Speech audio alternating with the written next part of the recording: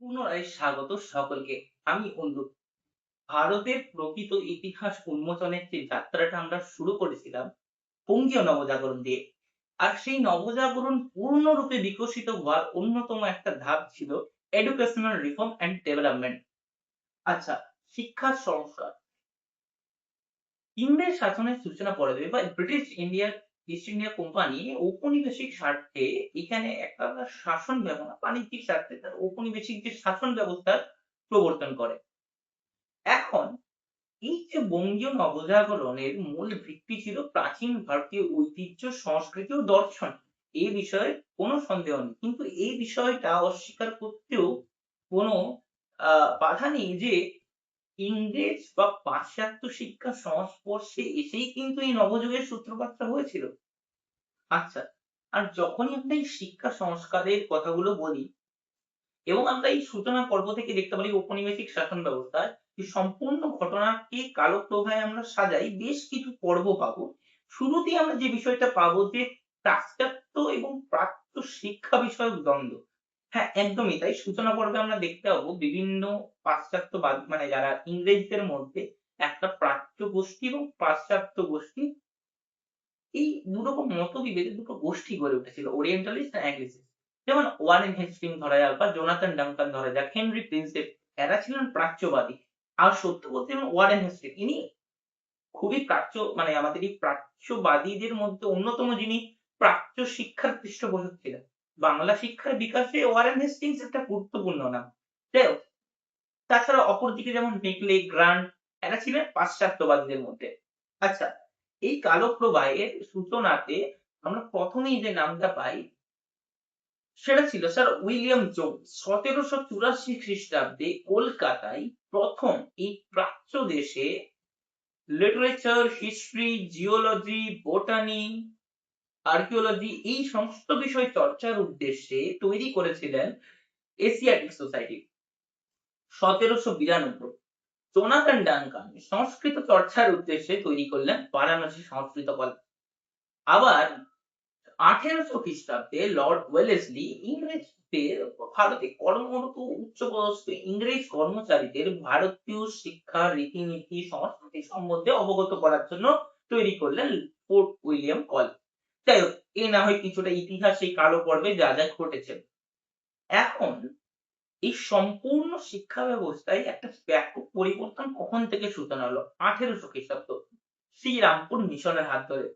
1800 খ্রিস্টাব্দ নাগাদ ওই কালপ্রবাহে বেশ কিছু শ্রীরামপুরকে কেন্দ্র করে অনেকগুলো খ্রিস্টান মিশনারিদের উদ্যোগে মিশন গড়ে ওঠে। যেমন ব্যাপটিস্ট মিশন, একাধিক মিশন। শ্রীরামপুরে এই মিশনগুলোর উদ্যোগে বিভিন্ন বিদ্যালয়, কলেজ এগুলো প্রতিষ্ঠা হয়। এদের মধ্যে সর্বোচ্চ উল্লেখযোগ্য ছিল 1840 খ্রিস্টাব্দে আলেকজান্ডার ডাফের উদ্যোগে প্রতিষ্ঠিত জেনারেল অ্যাসেম্বলি ইনস্টিটিউশন, বর্তমানে স্কটিশ চার্চ কলেজ। আচ্ছা, বলে রাখি এর অন্যতম সহায়ক ছিলেন স্বয়ং রামমোহন রায়। প্রাচ্যদেশে ভাষা, সাহিত্য চর্চা, ক্রোনোলজি, অ্যাস্ট্রোলজি এই সমস্ত চর্চার উদ্দেশ্যে এমনকি ম্যাথমেটিক্স, কেমিস্ট্রি প্রভৃতি এইগুলো চর্চার উদ্যোগে তিনি অন্যতম সহায়ক ছিলেন রামমোহন এবং এই তৈরি হয় স্কটিশ চার্চ কলেজ। আচ্ছা, বলে রাখি বাংলা শিক্ষা বিকাশে বা শিক্ষার ব্যাপক পরিবর্তনে সবচেয়ে যা গুরুত্বপূর্ণ ভূমিকা পালন করেছিল তা ছিল ছাপাখানার বিকাশ। হ্যাঁ, আর এই ছাপাখানার বিকাশ কিন্তু শ্রীরামপুর মিশন থেকেই হলো। শ্রীরামপুর ব্যাপটিস্ট মিশন থেকে যে প্রেস বা ছাপাখানার বিকাশ হয়েছিল তাই সম্পূর্ণ বাঙালি সমাজ বা জনজীবনকে এক আমূল পরিবর্তন, একটা বিপ্লব সাধিত হয় বলা চলে।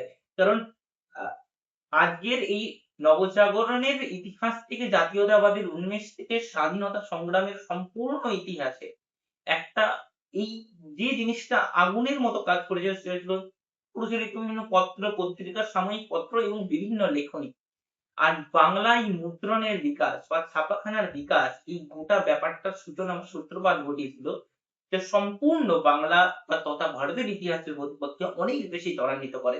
হ্যাঁ, তাছাড়াও এই কালপ্রবাহে যেমন 1817 খ্রিস্টাব্দে তৈরি হলো হিন্দু কলেজ, এমনকি স্কুল বুক সোসাইটি। 1820 তে তৈরি হলো অ্যাংলো হিন্দু স্কুল। আচ্ছা, এই সমস্ত কারণে বিভিন্ন যে কলেজ বিদ্যালয় গড়ে উঠতে শুরু করেছিল, ছাত্রদের জন্য দরকার ছিল পাঠ্য বইয়ের। আর এই প্রয়োজনটা মেটাতেই হতো। তো শ্রীরামপুরে ধীরে ধীরে ছাপাখানা বাণিজ্যিক উদ্যোগ ঘটতে শুরু করলো এবং ছাপাখানার একটা বিকাশ দেখা দিল। আজ এই বিষয়ে বলে রাখি, যখন এই ছাপাখানার কথা, এই মুদ্রণ শিল্পের ইতিহাসটাও বেশ ইন্টারেস্টিং। কারণ প্রথমে ইংরেজি হরফের মুদ্রণ আবিষ্কার হলেও প্রথম বাংলা মুদ্রণ শিল্পের জনক বলা হয় আমাদের পঞ্চানন কর্মকার ওরফে পঞ্চানন মল্লিককে। প্রথম বাংলা মুদ্রণ বা বাংলা হরফে রচিত প্রথম বই হলো a grammar of the Bengal language বা হালেদের ব্যাকরণ। পঞ্চানন কর্মকার এবং জোসেফ শেফার্ডের সাহায্য নিয়ে হালেদ এই বই লেখার কাজ সম্পন্ন করতে পেরেছিলেন। আচ্ছা, আরো বেশ কিছু ইন্টারেস্টিং তথ্য দিই। জানেন, প্রথম বাংলা পত্রিকা বেঙ্গল গ্যাজেটি গঙ্গা কিশোর ভট্টাচার্যের। অন্যদিকে তার আগেই শুরু হয়ে গেছে শ্রীরামপুর মিশন থেকে প্রকাশিত হতে প্রথম সাময়িক পত্র দিগদর্শন। আচ্ছা, আরো একটা কথা, এটা যদিও মাসিক পত্রিকা ছিল। এই সময় বাংলায় প্রথম এনসাইক্লোপিডিয়াও রচিত হয়, ফার্স্ট এনসাইক্লোপিডিয়া অ্যানাটমির উপর, যার নাম দেওয়া হয় বিদ্যাহারা বাণী। ফেলিক্স পুরী উদ্যোগে এটা প্রথম প্রকাশিত হয়েছিল। যদিও এটা অসম্পূর্ণ ছিল, পরবর্তীকালে সম্পূর্ণ করা হয়। আচ্ছা, এই ছাপাখানার এমনকি পরবর্তী সময়ে ছাপাখানার যে ব্যাপক বাণিজ্যিক উদ্যোগও আমরা লক্ষ্য করতে পারি। এই সম্পূর্ণ বিকাশটাকে যদি আলোচনা করা হয়, তাহলে একটা নতুন ইতিহাস চর্চার দিক খুলে যাবে। তাই না? যাই হোক, এই সম্পূর্ণ ব্যাপারটাকে একটু দূরে সরিয়ে রাখিয়ে যে বিষয়টা নিয়ে আমরা শুরু করেছিলাম, যে প্রাচ্য পাশ্চাত্য বিষয়ক দ্বন্দ্ব। আর এই দ্বন্দ্বের অবসান ঘটেছিল মেকলেমেনিটের দ্বারা। মেকলেমেনিট লর্ড উইলিয়াম বেন্টিং এর শাসনকালে ভারতে আইন সচিব হয়ে আসেন টমাস ব্যাবিংটন মেকলে। এখন এই উগ্র পাশ্চাত্যবাদী মেকলে প্রতীচ্য শিক্ষারীতিতে শিক্ষাদানেই বিশেষ আগ্রহী ছিলেন এবং 1829-এই মেকলে তার বিখ্যাত প্রস্তাব বড়লাটের কাছে পেশ করছেন। এটাই মেকলে মিনিট। এই মেকলে মিনিট এর বেশ কিছু পয়েন্ট যা প্রচন্ড নোটেবল। মেকলে তার এই বিখ্যাত প্রস্তাবে বেশ কিছু কথা বলেন। যেমন, প্রথমত মেকলে প্রাচ্য শিক্ষা বা সভ্যতাকে দুর্নীতি, অপবিত্র এবং নোংরা বলে অভিহিত করেন। এমনকি মেকলে একটা ফিল্টারেশন থিওরি বা চুনিয়ে পড়া নীতির কথাও এখানে তুলেছিলেন। অর্থাৎ তিনি বলতে চেয়েছেন, উচ্চবিত্ত বা মধ্যবিত্ত সম্প্রদায়ের মধ্যে যদি শিক্ষার বিস্তার ঘটানো যায়, তবে জনগণের মধ্যেও সম্প্রসারিত হবে। এমনকি মেকলে এই কথা উল্লেখ করেন, মেকলে চেয়েছিলেন এমন এক ভারতীয় গোষ্ঠী তৈরি হোক যারা রক্তে ও বর্ণে হবে ভারতীয়, কিন্তু রুচি, মত ও নৈতিকতায় হবে ইংরেজ। একদমই তাই। এবং মনে করতে এতে করেই নাকি ভারতের নবজাগৃতি আসে। মেকলের এই বাগ্মিতা যুক্তির কারণে পাশ্চাত্যবাদীরা জয়যুক্ত হন এবং ইংরেজি শিক্ষারীতিকে সরকারি নীতিরূপে ঘোষণা করা হয়। যাই হোক, এই সময় থেকেই 1830-এর পর থেকেই ধীরে ধীরে একাধিক স্কুল, কলেজ, বিশ্ববিদ্যালয় বা বিশ্ববিদ্যালয় ওই বিদ্যালয় বিভিন্ন কিছু গড়ে উঠতে থাকে সরকারি এবং বেসরকারি উদ্যোগে। কিন্তু এই সমস্ত পঠন পাঠন যে কেন্দ্রগুলো এবং এই যে রীতিগুলোর মধ্যে কোনো ব্যালেন্স ছিল না। এর ফলে 1854 সালে উডস, চার্লস উড, যিনি বোর্ড অফ কন্ট্রোলের সভাপতি ছিলেন, তিনি তার একটা শিক্ষা সংক্রান্ত বিশেষ নির্দেশনামা পেশ করছেন, যেটাই চার্লস উডস ডেসপ্যাচ নামে পরিচিত। আচ্ছা, এই উডের ডেসপ্যাচকেই কিন্তু পাশ্চাত্য ভারতে পাশ্চাত্য শিক্ষা বিস্তারের ম্যাগনা বলা হয়। কেন? এর একটা বিশেষ জিনিস ছিল। এক, উডস তো বলেই ছিল যে বিভিন্ন স্কুল, কলেজ এগুলো স্থাপন করতে। তাছাড়াও উডস বলে প্রেসিডেন্সি শহরগুলোতে, যেমন কলকাতা, বোম্বাই এবং মাদ্রাজ, এই তিনটে স্থানে তিনটি বিশ্ববিদ্যালয় গড়ে তোলার কথা এবং ডিরেক্টর অফ পাবলিক ইনস্ট্রাকশন এই পদগুলো তৈরি করে যায় এবং এর ফলেই যে তিনটে প্রেসিডেন্সি শহর, সেখানে তিনটে বিশ্ববিদ্যালয়ও তৈরি হয় এবং প্রতিটি শিক্ষা প্রদেশ একটি করে তৈরি হয় জনশিক্ষা দপ্তর। এর মাঝে একটা তথ্য মিস আউট করলে চলবে না, কারণ ছোট হলেও খুবই গুরুত্বপূর্ণ। 1849 সালে কলকাতার বুকে কিন্তু এদেশের মেয়েদের শিক্ষার উদ্দেশ্যে প্রথম মেয়েদের স্কুল তৈরি হয়েছিল, ক্যালকাটা ফিমেল স্কুল বা বেথুন স্কুল। জন এলিয়ট ড্রিঙ্কওয়াটার বেথুন তৈরি করেছিলেন, বর্তমানে কলকাতায় যেটা আজাদিনবাগ। যাই হোক, এখন পশ্চিমবঙ্গ বা ভারতবর্ষ বা বাংলার শিক্ষা বিস্তারের সবচেয়ে যে সমস্ত আধুনিক ধাপ এবং সবচেয়ে উজ্জ্বল ধাপগুলো রয়েছে, তার মধ্যে অন্যতম ছিল কলকাতা বিশ্ববিদ্যালয়। এই কলকাতা বিশ্ববিদ্যালয় 1857 সালে Lord Dalhousie Indian University Act from Woods dispatch এর নিয়ম অনুসারে কলকাতায় তৈরি করলেন। স্যার জেমস কোভেল প্রথম উপাচার্য, আর প্রথম ভারতীয় উপাচার্য স্যার গুরুদাস বন্দ্যোপাধ্যায়। এই কলকাতা বিশ্ববিদ্যালয়ে প্রথম অনুষ্ঠিত হলো ব্যাচেলর অফ অনার্স, 11 জন পড়ুয়া, তার মধ্যে 2 জন মাত্র উত্তীর্ণ হলেন। কে কে জানেন? বঙ্কিমচন্দ্র আর বঙ্কিমচন্দ্র চট্টোপাধ্যায়, আমাদের সকলের সাহিত্য সম্রাট, এবং যদুনাথ বসু। আচ্ছা, এশিয়ার প্রথম ডিলি এই বিশ্ববিদ্যালয়েরই ছাত্র বেনি মাধব বড়ুয়া। প্রথম 2 জন মহিলা গ্র্যাজুয়েট চন্দ্রমুখী বসু ও কাদম্বিনী গাঙ্গুলি।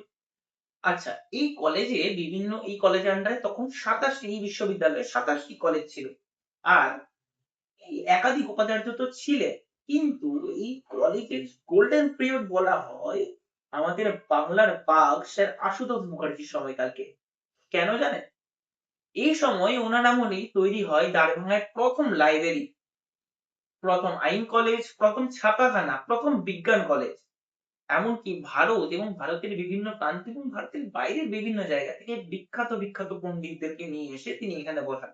যেমন যেমন মাদ্রাজি অধ্যাপক চন্দ্রশেখর ভেঙ্কটরমন, দাক্ষিণাত্যের সর্বপল্লী রাধাকৃষ্ণন, মহারাষ্ট্রের দেবদাস রামকৃষ্ণ ভান্ডারকর, জাপানি পণ্ডিত কিমুরা, আর সিংহলের সময় সিদ্ধান্ত প্রমুখ দিকপালেরা সেই সময় সত্যই কলকাতা বিশ্ববিদ্যালয় আন্তর্জাতিক রূপ লাভ করেছিল।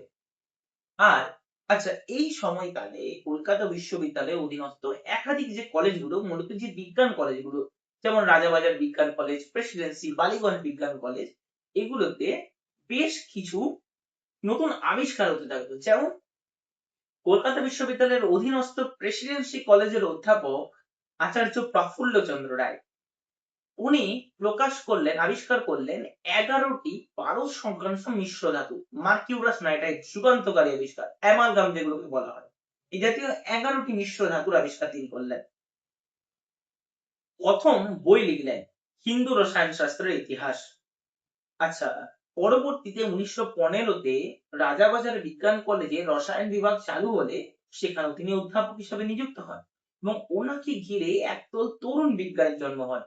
প্রিয়দারঞ্জন রায়, নীলরতন ধর, সতীশ চন্দ্র দাশগুপ্ত প্রমুখেরা। পরবর্তীতে বালিগঞ্জ বালিগঞ্জ বিজ্ঞান কলেজ, সেখানে উদ্ভিদবিদ্যা এবং প্রাণীবিদ্যা চালু হয় এবং এই রাজাবাজার বিজ্ঞান কলেজ থেকেই প্রকাশিত হয় আমাদের দেশের সর্বপ্রথম বিজ্ঞান পত্রিকা journal of Indian chemical society.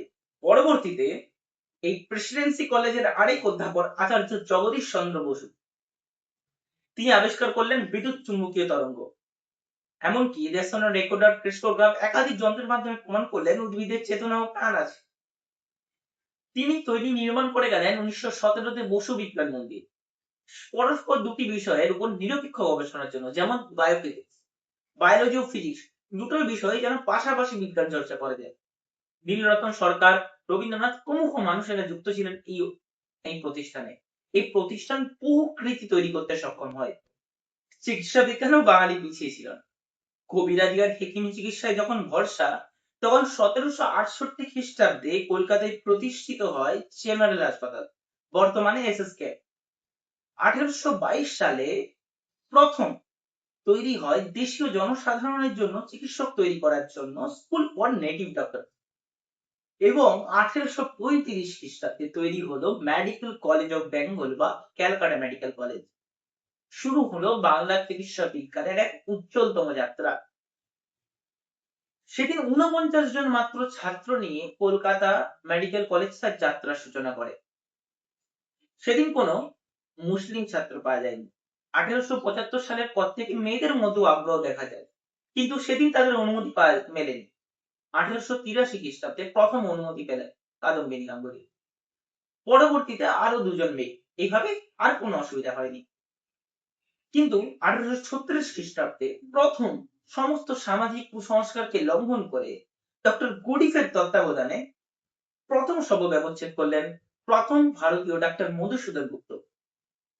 এই কলেজ থেকে প্রথম এমডি ডিগ্রি লাভ করেন ডক্টর মহেন্দ্রলাল সরকার। তিনি অ্যালোপ্যাথি চিকিৎসক ছিলেন। অ্যানাটমি এবং ফিজিওলজির উপর সেরকম ভাবে কোনো গুরুত্ব না দেখায় তিনি হোমিওপ্যাথির ঘোর বিরোধী ছিলেন।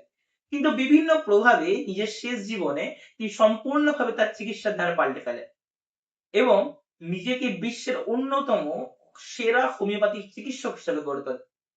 তাই চিকিৎসা বিজ্ঞানে মহেন্দ্রলাল সরকারকে ছাড়া এই চিকিৎসা বিজ্ঞানের ইতিহাস কখনো সম্পূর্ণই হতে পারে না।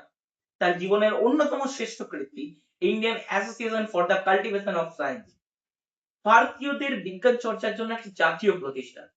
সূচনা করলে পদার্থবিদ্যা, জ্যোতির্বিদ্যা, রসায়নবিদ্যা, প্রাণীবিদ্যা, উদ্ভিদবিদ্যা, ভূতত্ত্ব সমস্ত বিষয়ই চর্চা এখানে হতো। নীলরতন সরকার, শ্যামাপ্রসাদ মুখোপাধ্যায়, আচার্য প্রফুল্লচন্দ্র, জগদীশ চন্দ্রের মতো বহু মানুষেরা এই সংস্থার সঙ্গে যুক্ত ছিলেন।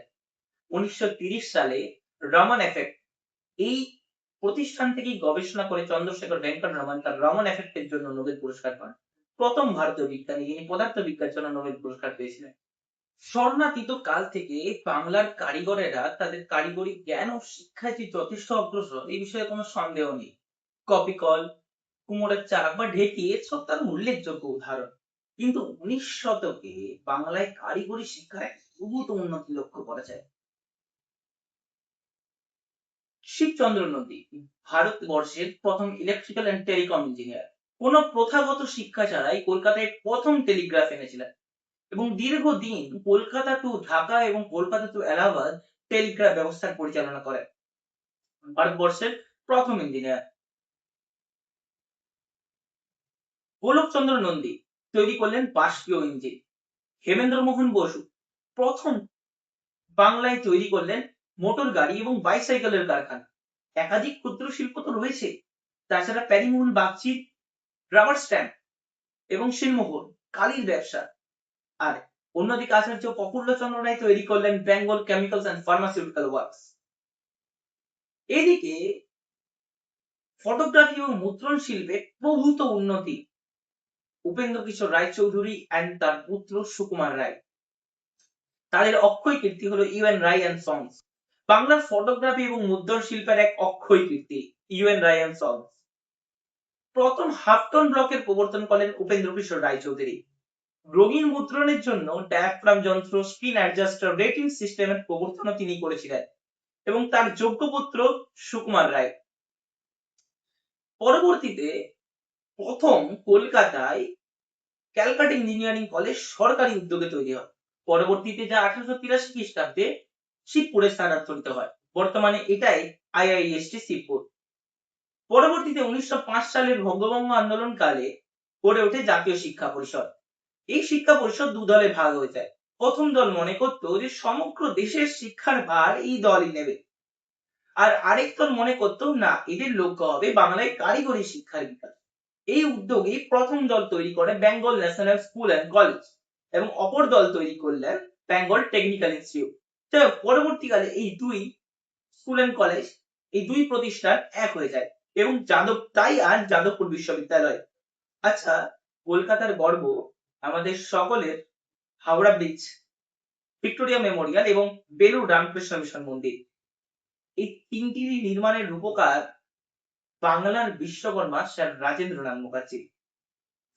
রাজেন্দ্রনাথ মুখার্জি বিখ্যাত মার্টিন বার্ন সংস্থা এ মার্টিনের অ্যাসোসিয়েশন, এমনকি বাংলায় বঙ্গলক্ষ্মী কটন মিল, আমতার রেলওয়ে শাখা এবং বার্নপুরের ইস্পাত কারখানা সবই তো তারই অক্ষয় কীর্তি। বিজ্ঞান চর্চা, চিকিৎসা বিজ্ঞান, কারিগরি শিক্ষা বিভিন্ন ক্ষেত্রে বাংলার শিক্ষায় প্রভূত উন্নতি লক্ষ্য করা যায়।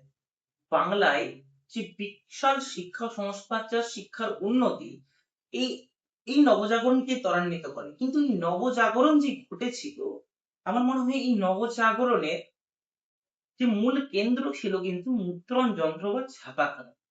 কারণ এই ছাপাখানাগুলোই বিপ্লব সংগঠিত করেছিল পরবর্তীতে।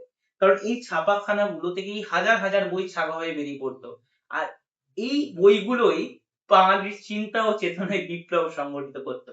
তারপরের বাকি তো ইতিহাস। আমরা সকলেই জানি কিভাবে এই সম্পূর্ণ যাত্রাটা ভারতীয় ইতিহাসের এই পথকে সুনিশ্চিত করে। জয় হিন্দ।